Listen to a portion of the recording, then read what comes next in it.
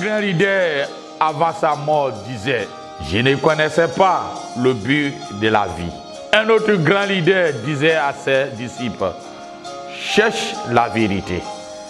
Un autre grand leader de la masse disait à ses fidèles, avant sa mort, je ne suis pas le chemin. Mais Jésus a dit, je suis le chemin, la vérité et la vie. Nul ne vient au Père que par moi. Bien-aimés, je vous salue par le précieux nom de notre Seigneur Jésus-Christ. Notre Seigneur Jésus-Christ. J'ai intitulé ce thème « La mort dans la marmite ». La mort dans la marmite. La mort dans la marmite. Et je dis toujours, si aujourd'hui le roi David vivait, qui allait cru tous les nombres de psaumes prophétiques, on appelle David un prophète, un roi, un prêtre, en fonction des activités qu'il avait exercées durant son appel. Mais durant son appel aussi, il y a eu des déchets, immoralité et des maîtres. Avant que Paul soit revenu à Christ, nous connaissons son passé. Des maîtres. Aujourd'hui, on voit beaucoup de choses. Quand certains sont appelés à faire l'œuvre de Dieu, on dit non, mais on ne connaît pas leur histoire. Et lorsque nous lisons la prophétie biblique, on voit beaucoup de prophètes même, on n'a pas d'informations sur les bases. Si les parents étaient dans la sacerdoce royal ou bien par-ci, par-là, ainsi de suite. Mais ils ont donné ce qui est important à l'Éternel. Important à l'Éternel. Et toi et moi, aujourd'hui, nous bénéficions beaucoup de choses. Nous bénéficions beaucoup de choses. Pourquoi le Seigneur m'a mis à cœur de parler, la mort est dans la marmite. La mort est dans la marmite. Nous sommes arrivés du temps où un homme de Dieu m'a fait comprendre, quand la persécution a commencé par l'extérieur, l'Église croît.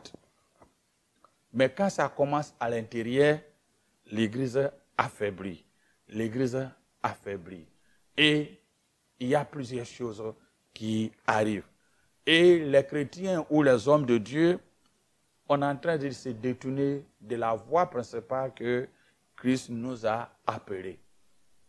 Le salut, la repentance et le salut. On parle moins dans nos églises que autre chose.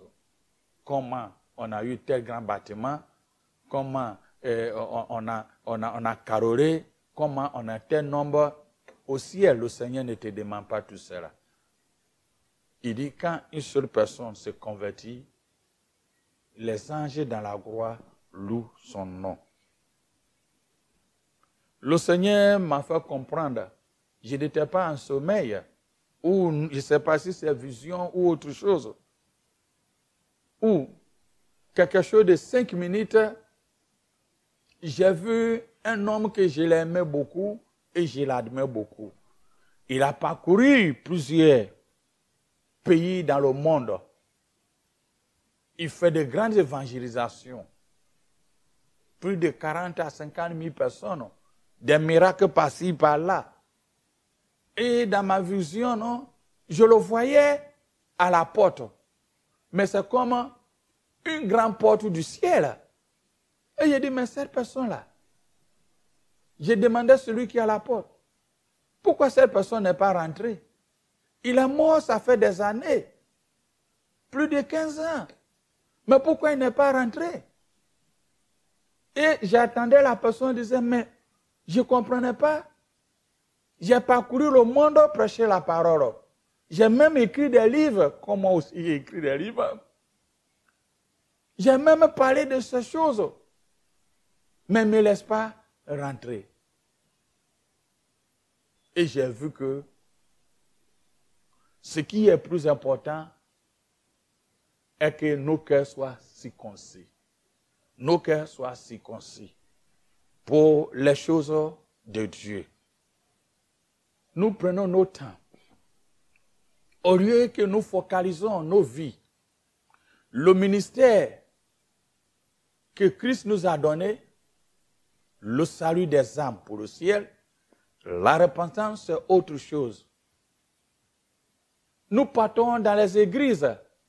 Quand on prie, souvent les hommes de Dieu disent, regarde à côté de toi, fais attention qu'on ne te voit pas. Donc souvent, on sépare les femmes entre des hommes. Souvent dans le quartier, on dit non, il y a trop de bandits. Mais je me pose la question, quel est l'évangile que nous prêchons? L'évangile que nous prêchons doit donner des reflets à ceux qui sont au dehors des adhérés. Mais tout à fait le contraire. À nos environnements, c'est là même il y a trop de bandits. À nos églises, c'est là même il y a trop de bandits. Et je ne suis pas avocat de quiconque. Mais regardez dans nos pays africains ou Amérique, où on a des grands méga églises. C'est là il y a trop de vols, trop d'immoralité. Qu'est-ce qui se passe? Qu'est-ce que nous prêchons?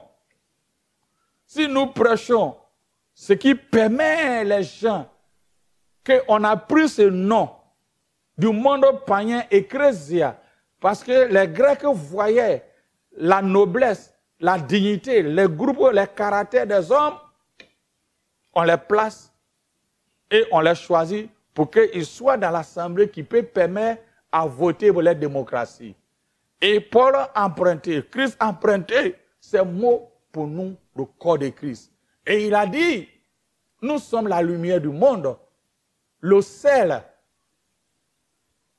Alors, pourquoi on peut avoir des méga églises, mais nos environnements n'est pas impactés?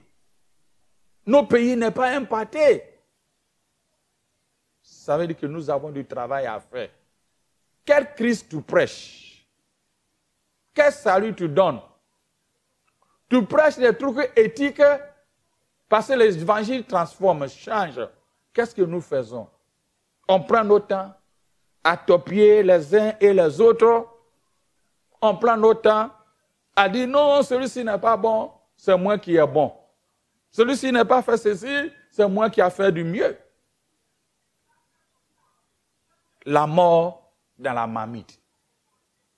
La mort dans la marmite.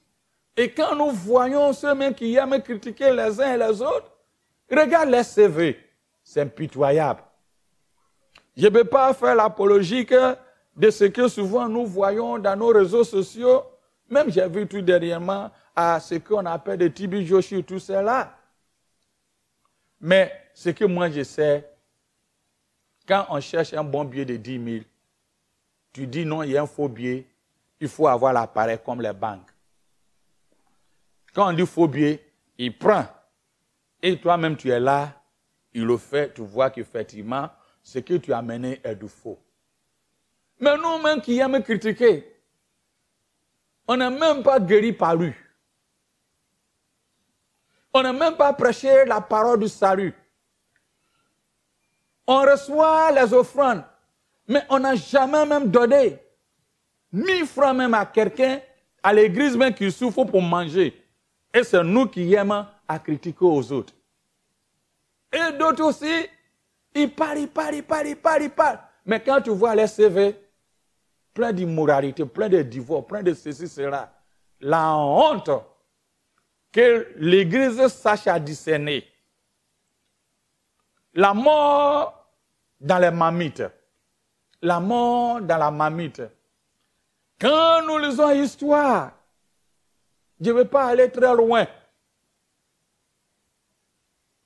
L'Église en Afrique est un poids pour permettre d'influencer nos États, influencer nos régions, nos districts.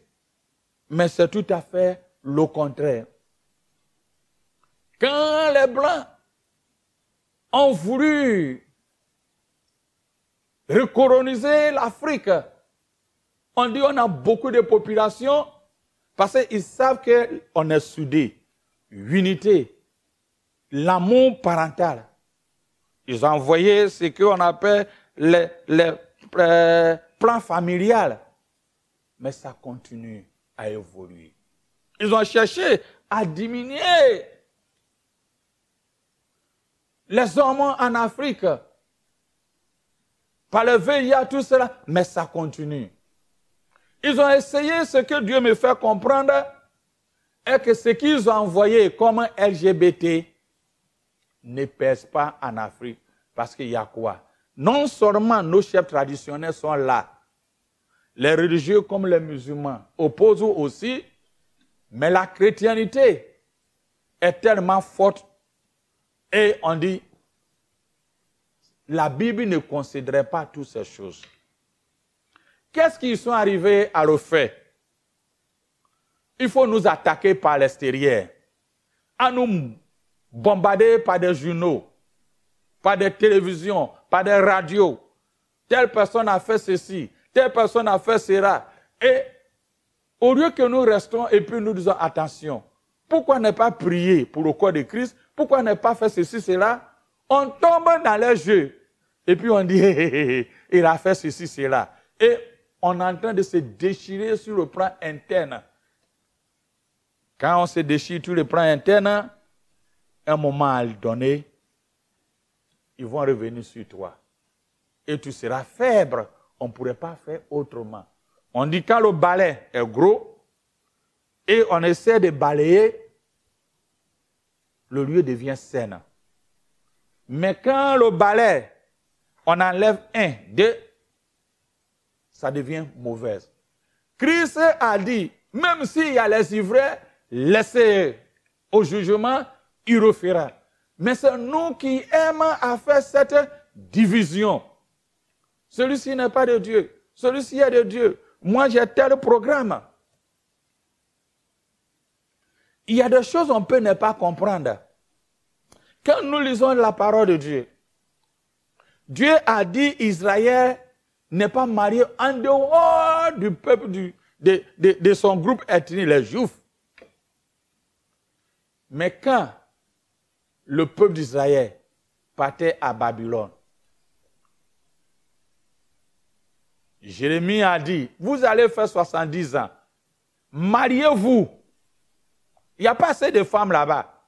Ils n'ont pas parti, les Babyloniens n'ont pas parti avec beaucoup de femmes. Ils cherchaient, ils sélectionnaient des gens qui sont robustes, qui sont bons, qui peuvent les permettre,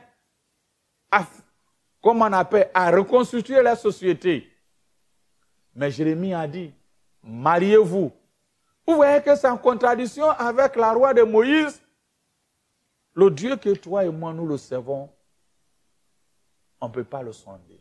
Cela ne veut pas dire qu'on doit compromettre à tout, mais en toutes choses, ne mets pas l'amalgame. Prie.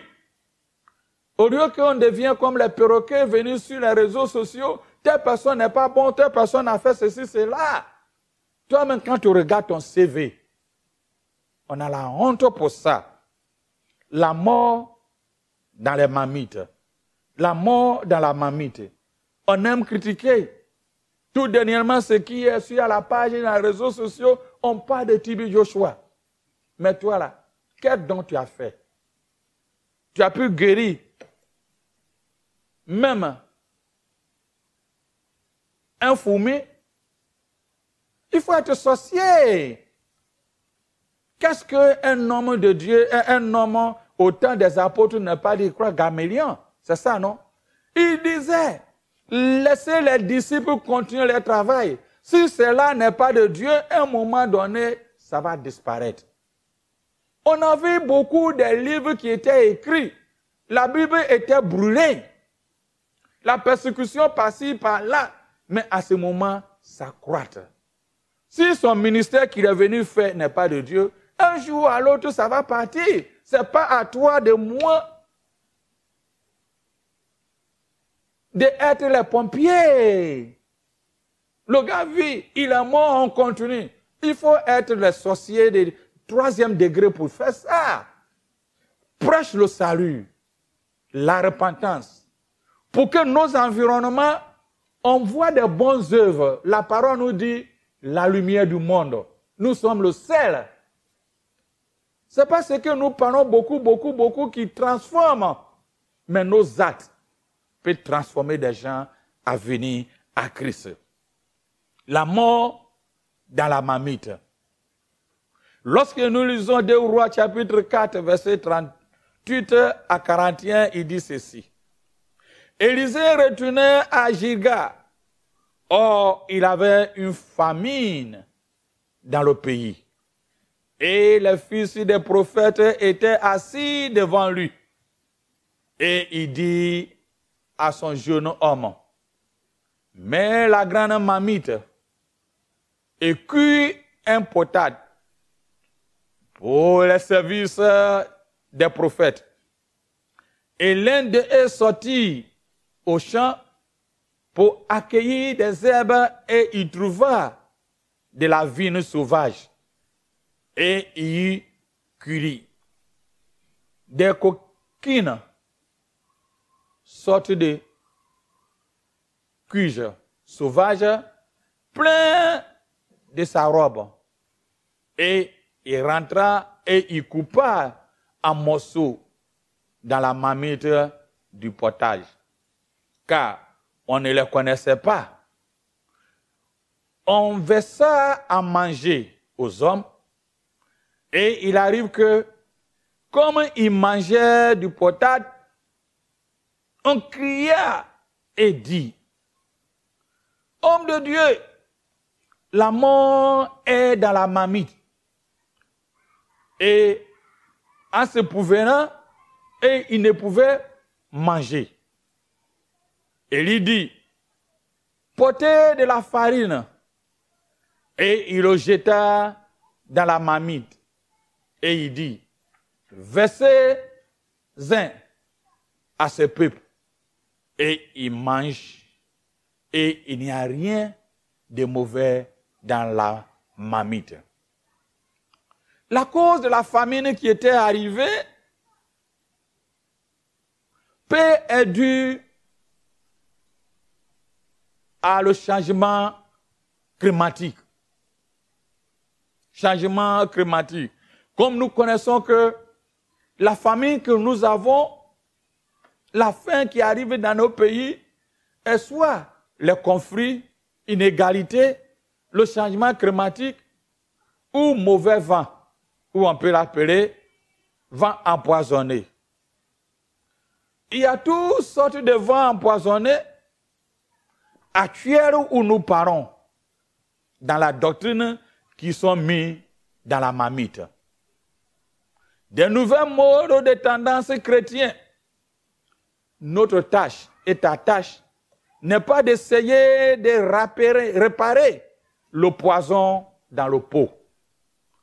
Notre travail consiste à verser le repas, rester dans les gangs des Écritures, à la mesure que nous étudions la parole de Dieu et le poison dissipe. Il lui disait quoi? Ramenez la farine. Mettez la farine dans la marmite. En mettant la farine dans la marmite, le poison était dissipé. Au lieu que nous prenions notre temps à prêcher la saine doctrine, la vérité, ça va contredire ce qui est le mensonge, ce qui ne vient pas de Dieu. C'est nous qui sommes devenus les sorciers numéro 1 à chanter sur les toiles. Telle personne n'est pas bon, telle personne n'est pas bon, telle personne n'est pas bon.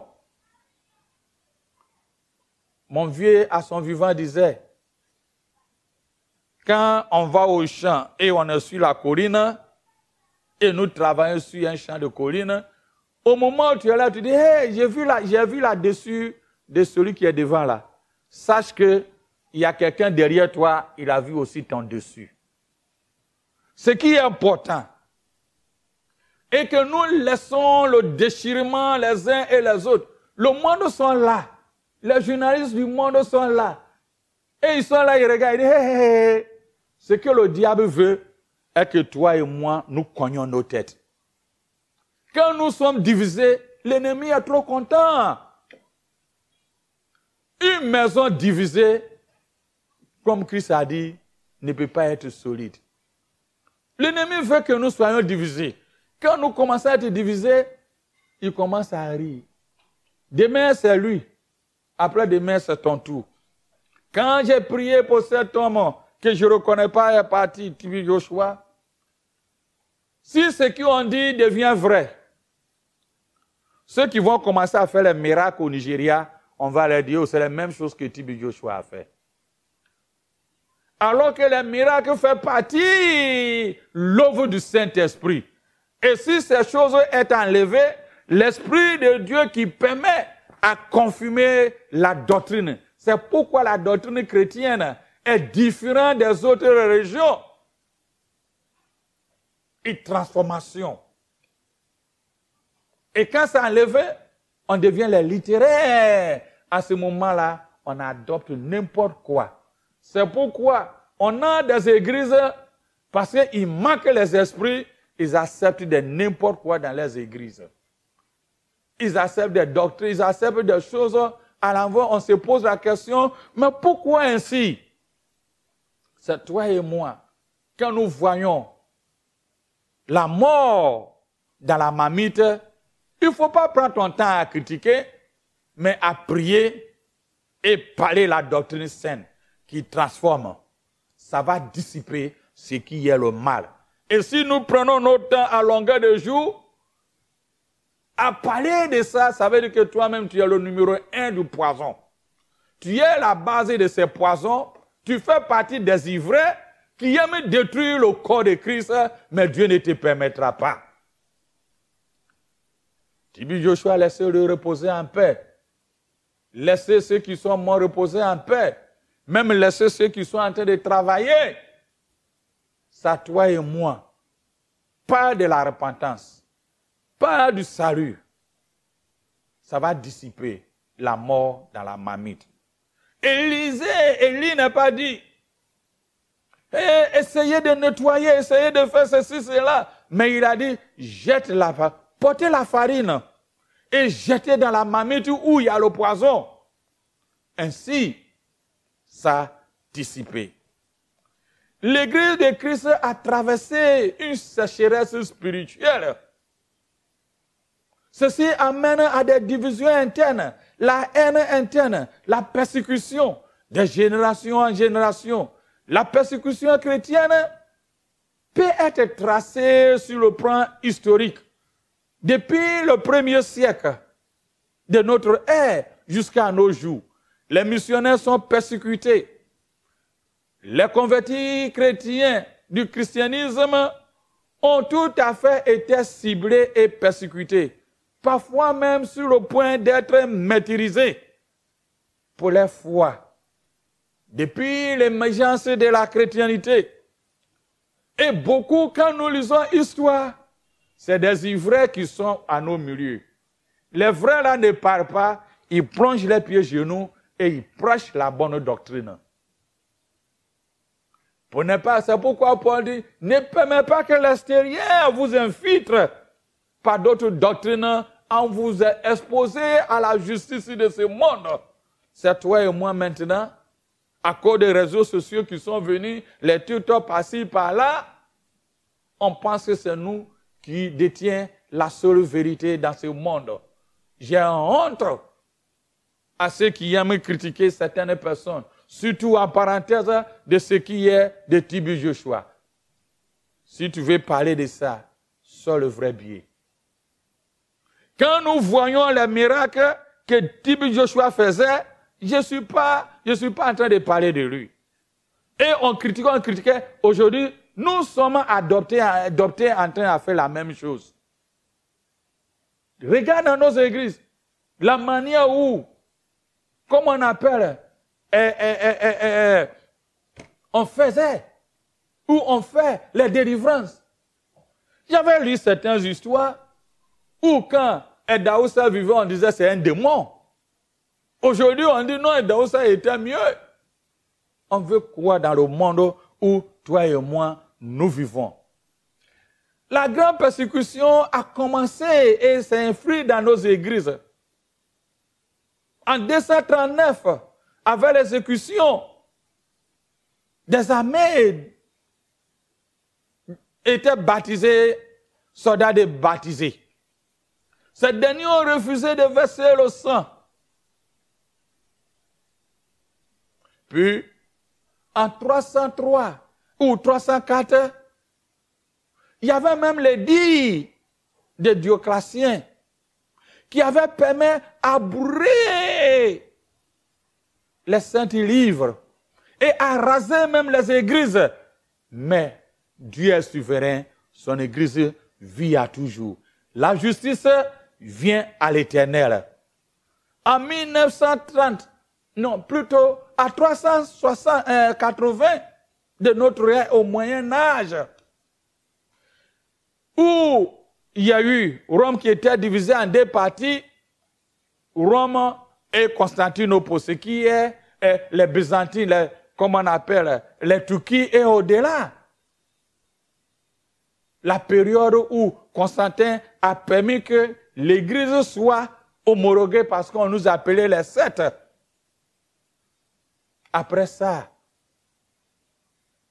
on est tombé dans la persécution encore. Ecclésiaste dit, ce qui a été et ce qui sera. Et ce qui s'est fait et ce qui sera fait. Il n'y a rien de nouveau sur le soleil.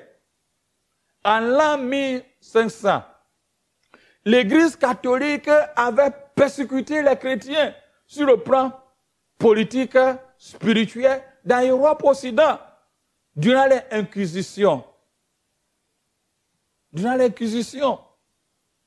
Et cette chose a permis que beaucoup ont fui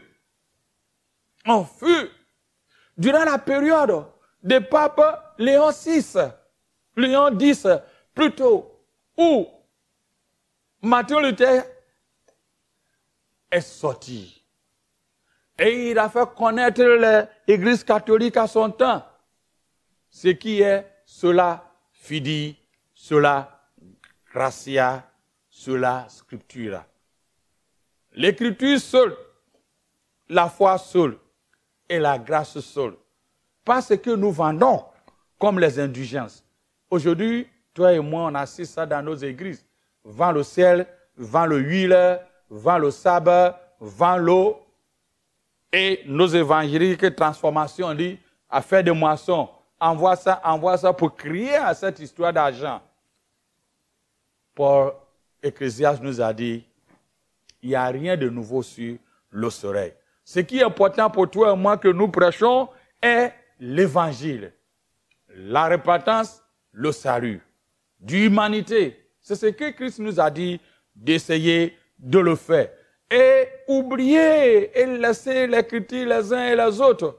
L'ennemi est au milieu de nous en train de nous persécuter. Quand nous voyons la religion qui a beaucoup persécuté au monde, c'est la chrétienté. Quand on voit l'histoire les recensements des ONG, Open Doors, il dit ceci. En 2000, il y a eu 6 000 chrétiens emprisonnés, 4 000 kidnappés et 5 000 églises étaient détruites. Qu'est-ce que toi et moi nous faisons? Nous prions pour les uns et les autres. Envoyez l'aide à ceux que les églises sont détruites, mais on prend notre temps à regarder. Tibi Joshua n'est pas bon, tel docteur, tel pasteur là n'est pas bon, tel prophète n'est pas bon. C'est la même chose au temps de Jérémie. Les gens disaient, Jérémie toujours ce qu'il prêche là c'est le malheur. Il faut qu'on le tue. Si on le tue, c'est pas qu'au de lui, Dieu ne va pas exister, il ne va pas parler encore. Lisons Jérémie 18, verset 18 à 23, il dit ceci. Ils se sont dit, venez et complotez contre Jérémie, car la loi ne périra pas, faute à des sacrificateurs, ni le conseil faute des sages, ni la parole faute des prophètes. Venez, tuez-le avec nos langues, c'est ça. Ne prenons pas garde à tous ces discours. Aujourd'hui, nous tuons les uns les autres avec nos langues. Un grand leader, avant sa mort, disait, « Je ne connaissais pas le but de la vie. » Un autre grand leader disait à ses disciples, « Cherche la vérité. » Un autre grand leader de la masse disait à ses fidèles, « Avant sa mort, je ne suis pas le chemin. » Mais Jésus a dit, je suis le chemin, la vérité et la vie. Nul ne vient au Père que par moi.